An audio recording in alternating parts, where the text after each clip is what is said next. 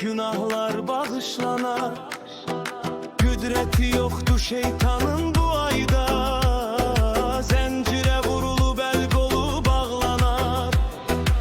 11 ayın sultanı hoş gelmişsen, ilahinin fermanı hoş gelmişsen. 11 ayın sultanı hoş gelmişsen, ilahinin fermanı hoş gelmişsen.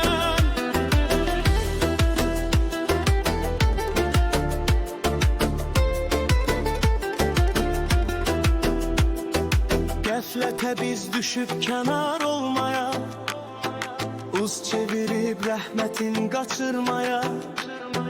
Bağışlanma fırsetin verip Allah, büyük lütfü esla küçük sanmaya.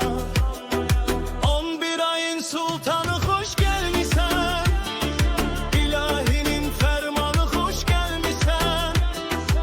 11 ayın sultanı hoş gelmişsen, ilahinin fermanı hoş gelmişsen. İlahi öz nurundan saçır bize, ihsan edip süfresini açır bize.